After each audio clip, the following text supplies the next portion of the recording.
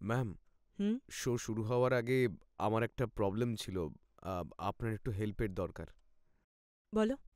আমার কিছু শেয়ার ছিল, তার মধ্যে একটু প্রবলেম হয়েছে। আমি আমার ডিপিকে কমপ্লেন করেছি, কিন্তু ও যেটা সলিউশন দিয়েছে আমি সেটাতে খুশি নই। আমার একটা কবিতা মনে পড়ে গেল। বলবো? আহ, ইরশাদ? ম্যাম, এটা আমার নিজের লেখা। কি, এইদিকে যাই নাকি ওইদিকে যাই? এইদিকে যাই নাকি ওইদিকে যাই? মাথায় আসে না কোন দিকে যাই। ওয়াও! এটা একটা ভয়ঙ্কর কবিতা। অরিজিনাল মনে হচ্ছে, তাই না? আচ্ছা, এই কথায় আমারও একটা কবিতা মনে পড়ল। নিজের নয়, কিন্তু শুনে নাও। এখানে না থাকলে অন্য কোথাও, অন্য কোথাও না থাকলে অন্য কোথাও। মানে?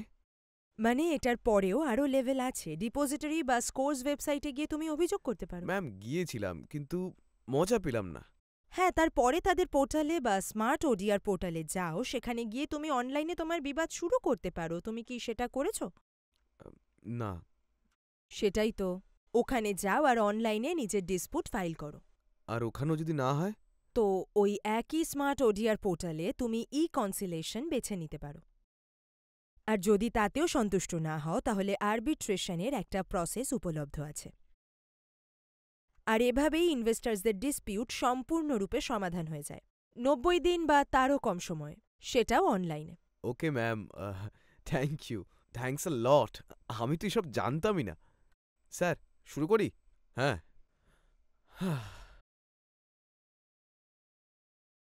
Hello and welcome. তো আজকে আমাদের টপিক হলো investor compliance and grievances redressal.